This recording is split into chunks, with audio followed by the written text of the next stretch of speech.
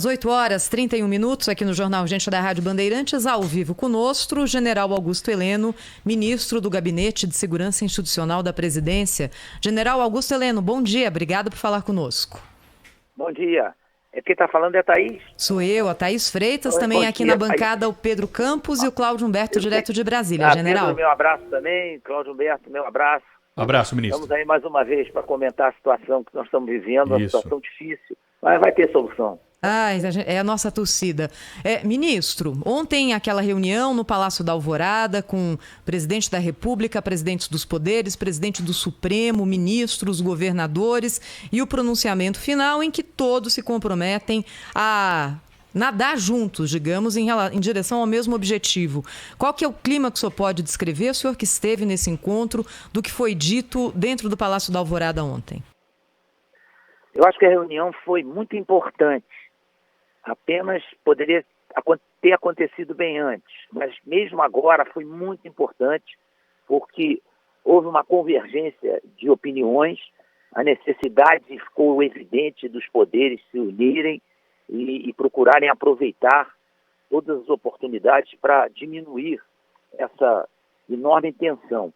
Aliás, houve uma parte da imprensa que falou em tensão na reunião. Não teve tensão na reunião. A reunião foi muito amigável, foi muito cordial, e dali saiu um pronunciamento importante, com todos eles falando praticamente a mesma coisa, e buscando exatamente unir esforços diante de uma situação que foi inesperada, porque essa terceira onda tanto foi inesperada que vários governadores desmontaram seus hospitais de campanha.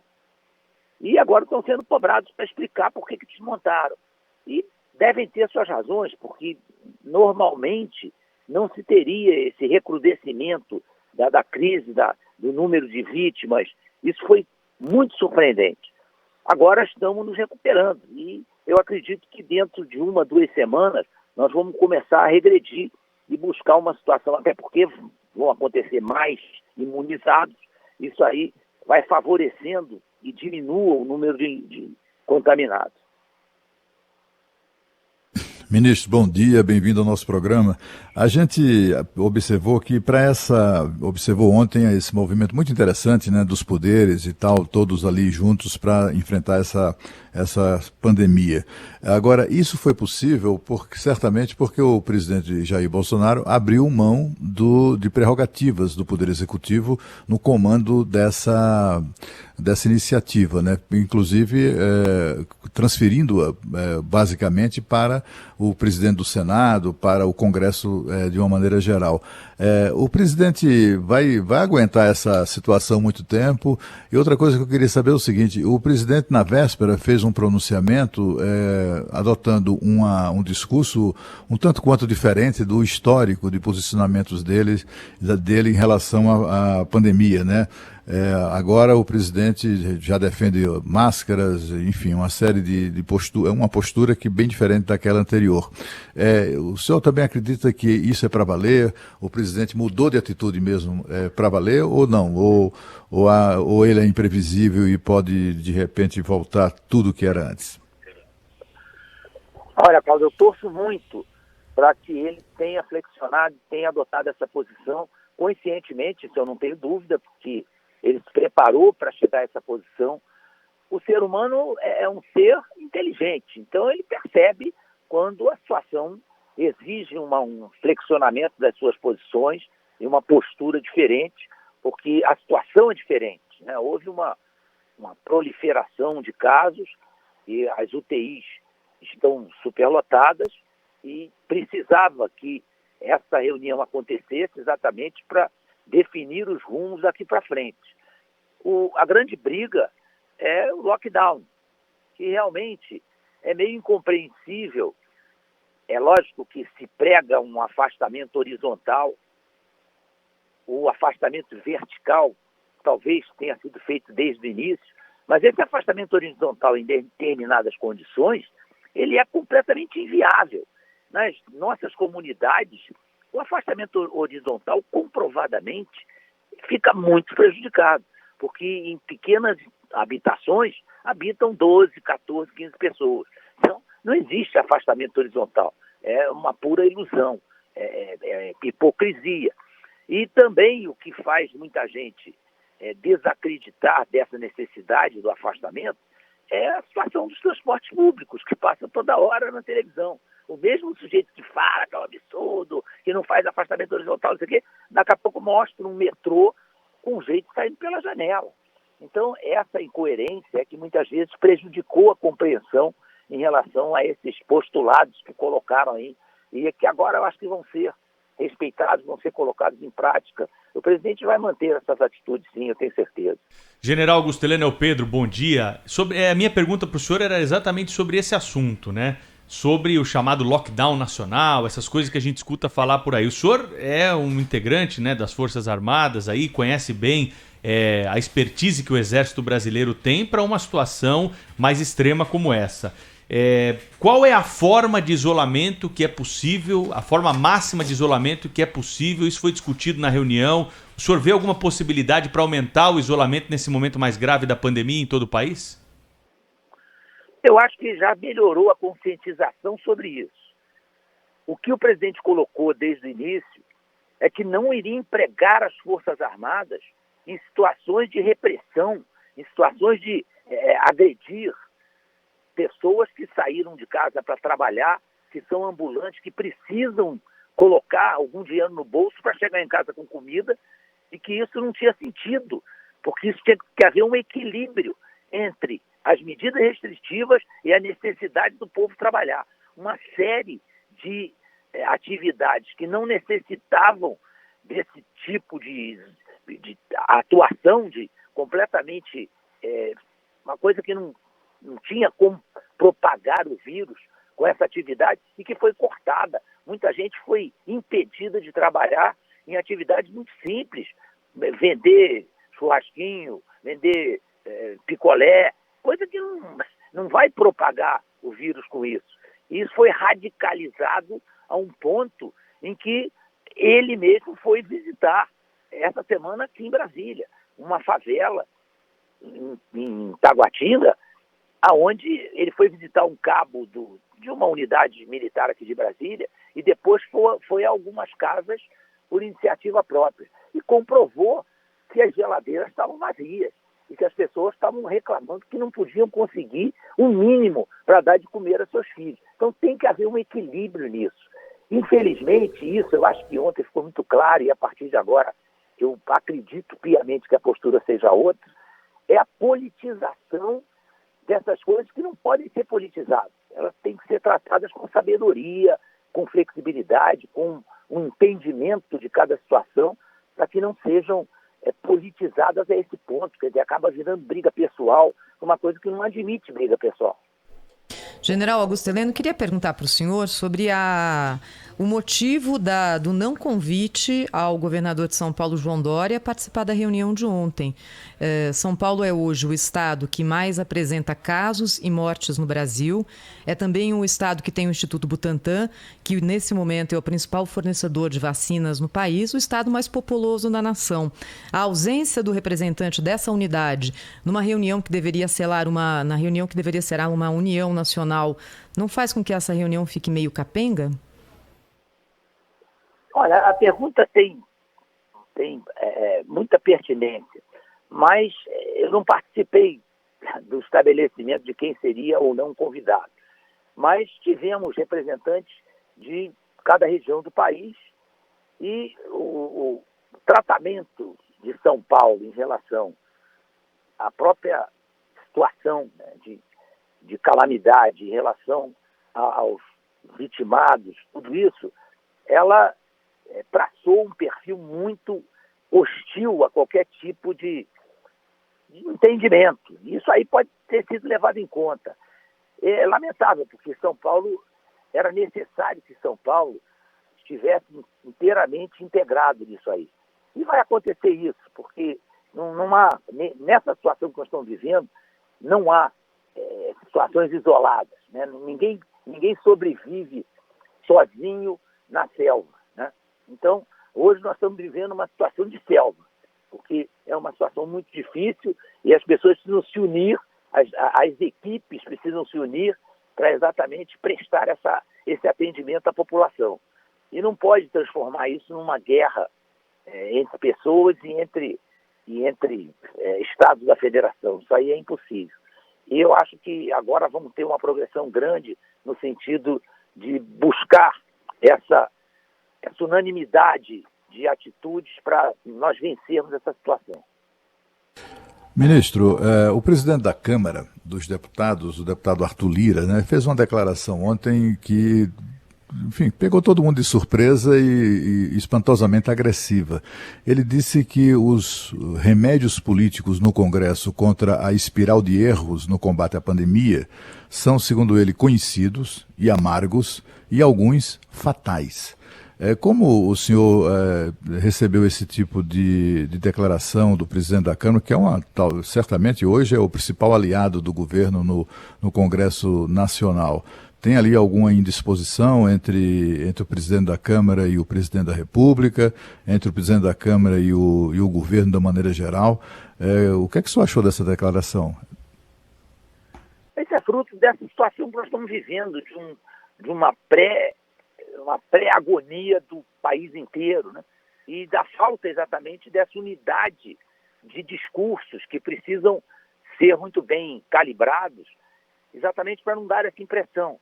Mas ontem o deputado Arthur Lira, o presidente da Câmara, ainda estava sob o efeito dessa última semana que nós vivemos, que foi notoriamente grave, né? Começamos a ter a impressão que ia ser uma falência generalizada das UTIs, dos hospitais, dúvidas em relação à contagem de vítimas. Então, tudo isso é lógico que as pessoas nessas posições, os presidentes de Câmara, do Senado, o presidente da República, os governadores, eles estão sob pressão o dia inteiro, né? Ainda mais hoje que existe celular, a pessoa não descansa, nem à noite, nem de madrugada. Então, isso vai se acumulando e acaba provocando determinadas manifestações que botam para fora essas sensações que precisa acontecer alguma coisa o mais rápido possível, porque o caos está se aproximando. Eu acho que, às vezes, é um pouco exagerada essa visão, mas é importante que a gente tenha na cabeça que isso pode acontecer. E exatamente com esse objetivo de não chegar ao caos é que foi feita essa reunião ontem. Essas considerações estão dentro desse contexto, está tudo dentro desse contexto de modificação profunda e que nós vamos, com certeza, aguentar a mão e levar isso para frente. General, hoje no começo do Jornal Gente aqui, o Cláudio trouxe o destaque, né, dos bastidores aí da saída do general Pazuello do Ministério. Tem até um vídeo que está circulando aí que ele fala que foi uma ação orquestrada que o tirou do Ministério da Saúde e fala que teve pedido de político por pichulé. O senhor conhecia essa expressão? Tem conhecimento de quem pede pichulé para o governo federal? Olha, eu não tenho... eu acho que até felizmente, eu não sei nome de ninguém que tenha feito isso. Agora, o Pazuello, o que ele sofreu de pressão, é uma coisa impressionante. Imaginem o que ele, no meio dessa história, ele teve Covid, se recuperou, continuou trabalhando e o tempo todo sendo praticamente escrachado, né? Porque tem alguns órgãos de imprensa que não são órgãos de imprensa, são órgãos terroristas. A gente ouve e fala, porra, isso aqui daqui a 10 minutos vai ser a guerra vai estourar aqui dentro. E não é bem assim, né? Então as coisas ficam sendo exageradamente valorizadas e ele o tempo todo aguentando as mais diferentes ofensas, as mais diferentes... não é nem pressão, é opressão.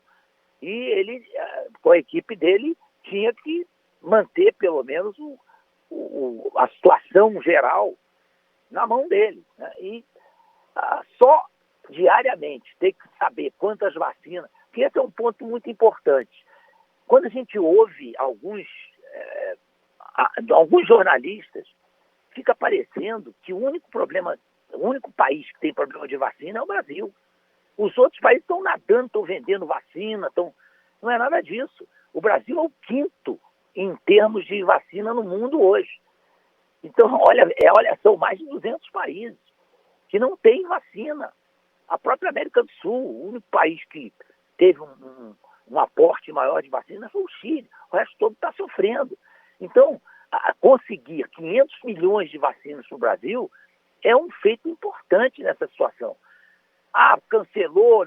Claro, é assim, a guerra é essa. Os países, dentro dos respectivos países, têm pressões. Por exemplo, a Índia tem 1 bilhão e 200 milhões de pessoas.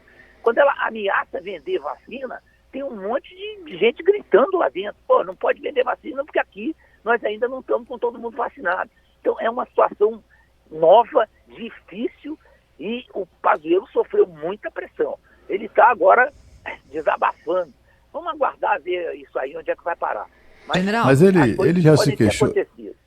Ele se queixou antes, general, desse tipo de pressão. Ele falou que ele comunicou ao governo, ou tomou alguma iniciativa no sentido de mandar investigar pessoas, ou políticos ou não, que o pressionaram por negócios, para fazer negócio, para ganhar dinheiro, para não sei o quê, o pichulé. Ele comunicou ao Palácio, à Presidência da República, que havia esse tipo de coisa, ou a declaração dele surpreendeu tanto a todos nós quanto o próprio governo? Eu não conversei com o presidente depois das declarações. O que a gente sempre percebia no Pazuello era esse estado emocional de intensa pressão. E essa pressão no Pazuello vem de anos, né? Que ele segurou aquela operação acolhida lá em Roraima. Muita gente esqueceu disso. Ele segurou na hora mais difícil aquela operação, que não foi uma operação simples. Aquilo envolvia muitos problemas internacionais sérios, de posicionamento do Brasil, de acolhimento dos venezuelanos, que afinal de contas são nossos irmãos, e correram para o Brasil. E depois isso tudo se transformou numa pressão muito grande para arrumar emprego para esse pessoal, colocá-los no Brasil, não permitir que Boa Vista virasse uma cidade repleta de aglomerações, de favelas, né, que agora não pode mais chamar de favela, mas de comunidades. E isso tudo vem se acumulando no Pazuello. Ele enfrentou um período de anos sob pressão e, logicamente, isso aí vai se acumulando. Não há quem consiga abrir uma válvula e liberar tudo que estava dentro. Isso aí está dentro desse contexto. General Augusto Eu faço Heleno... muito votos que o novo ministro da Saúde tenha muita sabedoria. Ele é um médico, cirurgião, cardiovascular, um homem que tem muita experiência. Provavelmente terá uma equipe de médicos e terão a chance agora de atuar tecnicamente, porque a atuação do Pazuello e de sua equipe, é claro que não era uma atuação especificamente técnica, né? Era muito mais de gestão administrativa do que atuação médica. O ministro Augusto Heleno, general Augusto Heleno, ministro do Gabinete de Segurança Institucional da Presidência, ao vivo conosco aqui no Jornal Gente da Rádio Bandeirantes, entrevista também agora na capa do portal UOL. E aí eu queria perguntar para o senhor o seguinte, general, há uma pressão pela demissão do ministro Ernesto Araújo hoje dentro do governo? Se argumenta que talvez a saída dele facilitasse a interlocução do Brasil com grandes fornecedores de vacinas, como por exemplo a China. Essa pressão existe? O senhor acha que é o momento de se mexer nesse cargo no governo agora, general? Olha, eu sinceramente tenho umas coisas que a gente não tem direito de achar, porque são tão graves que eu não posso dizer aqui, tem que fazer isso, tem que fazer aquilo. Isso chegou para mim da mesma maneira que chegou para todo o país, com as notícias que foram publicadas em relação à própria audiência na Câmara, no Congresso, ele esteve na Câmara, esteve no Senado. Então, isso é o que chegou para nós.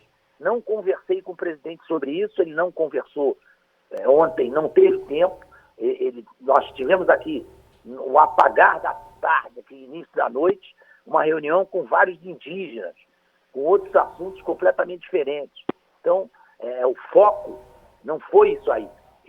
Hoje, talvez, haja qualquer comentário e talvez algum entendimento com relação a isso. Ontem não foi comentado. Foi muito comentado na imprensa, houve várias insinuações, mas aqui dentro do Palácio isso não chegou a tempo de ser comentado. General, o senhor é um homem muito atento à cena política também, né? Nessa semana, o Supremo Tribunal Federal, através da segunda turma, determinou que o juiz Sérgio Moro foi parcial no caso envolvendo o ex-presidente Lula, lá do triplex do Guarujá, da Operação Lava Jato. Como que essa decisão do Supremo repercute na sociedade? Qual o recado que o Supremo passa para a sociedade com essa decisão que vem agora, né, muito tempo depois de julgamentos que passaram por várias instâncias do Poder Judiciário? Olha, Pedro, isso aí é o tipo da decisão que não dá para comentar, porque já são tantos os comentários, são tantas as colocações dentro do próprio judiciário, há um racha notório sobre essa decisão e as decisões que estão envolvendo esse tipo de problema, a famosa Lava Jato, que fica difícil um ministro comentar sobre isso. O meu conhecimento jurídico é conhecimento de jornal, né? Então eu não tenho... Mas eu te pergunto através do sentimento que o senhor vê que fica para a população depois de acompanhar. O sentimento está expresso, né? A população está decepcionada com...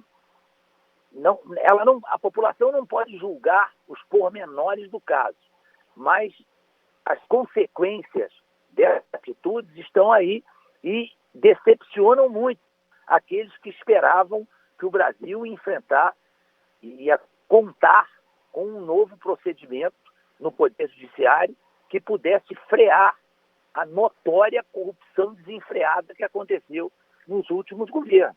Então, um contravapor desse tipo é lógico que afeta muito a consciência nacional de achar que a corrupção é um grande empecilho para o crescimento do Brasil.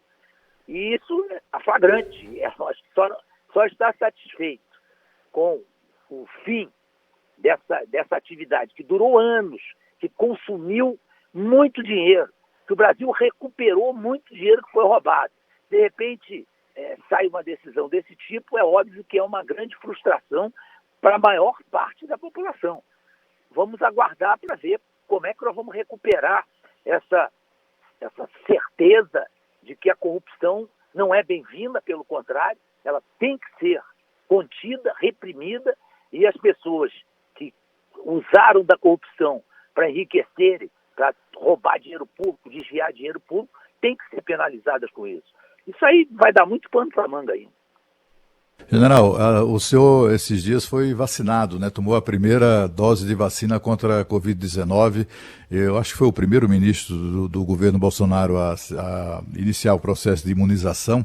Queria que o senhor contasse para nós essa experiência, como é que foi? Enfrentou a fila e como qualquer cidadão e tomou lá a vacina, como é que o senhor se sentiu na hora? Como foi tratado pelos funcionários da Secretaria de Saúde aqui de Brasília? Enfim, me conta essa experiência que suscita sempre muita curiosidade. Bom, eu fui o primeiro a tomar vacina porque, infelizmente, sou mais velho. Isso aí é a primeira coisa. Agora, a decisão de tomar vacina é de cada um. Eu decidi que ia tomar e fui. De manhã cedo, eu fui para as filas. Escolhi 2 locais que havia vacina, não necessitava mais agendamento. Aí eu fui, primeiro, num posto de saúde aberto a pé. Quando eu olhei a fila, falei, nossa, aqui vai ser difícil. Contei assim, mais ou menos, tinha umas 300 pessoas na minha frente. Eu falei, não vou ficar. Peguei o carro, estava com o meu carro, estava dirigindo, fui para Asa Sul, para um drive-thru. E aí tive a paciência de contar os carros, 538. Eu falei, não dá. Eu volto depois, volto mais tarde. Aí voltei no mesmo dia, e eu nem vou dizer o local, porque senão acaba enchendo, né? E vai ficar ruim para outras pessoas. Aí fui para um outro local, no final da tarde, e aí tinha uns 50 carros na minha frente. Tá aqui eu vou ficar. Aí fiquei, achei até que está fluindo muito bem a vacinação. Quando vieram preencher uma ficha lá, que pergunta o time que torce, quantos gols já fez, aí, preenchi a ficha. O menino que veio fazer a ficha, parece que são estudantes de medicina que estão atuando nesses postos. Aí falou, o senhor eu conheço. A Secretaria de Saúde pediu para fotografar os famosos que viessem tomar vacina. Peraí. Aí eu falei para ele, peraí, não sou famoso. Famoso eu não sou. Mas o senhor é conhecido. O senhor é autoridade. Posso fotografar, posso filmar a sua vacinação? Eu falei, pode. não tem problema nenhum, isso aqui não tem nada secreto. Aí, quando chegou a minha vez, filmaram lá, e engraçado que 1 minuto depois estava na rede aí a foto minha vacinando. Eu fiquei satisfeito de tomar a vacina, eu acho que tem que ser uma atitude voluntária, e também acho muito importante que isso esteja acontecendo, principalmente com os mais velhos, que se sentem mais confortáveis. Não é um atestado de que isso proíbe de voltar a ter alguma coisa, mas sempre é uma medida preventiva muito importante, que precisa ser respeitada. General Augusto Heleno, queria fazer uma última pergunta para o senhor, já agradecendo esse tempo que o senhor dedicou aqui à Rádio Bandeirantes. O presidente Jair Bolsonaro, tanto no pronunciamento à nação de terça, quanto naquele pronunciamento no fim da reunião de ontem, mostrou que o tom dele está diferente em relação à pandemia, mais contemporizador, reconhecendo a gravidade da situação por causa dessa nova cepa, falando em prioridade de vacinação. E nesse momento, muitos ouvintes aqui falaram o seguinte: ele não vai aguentar até a próxima live.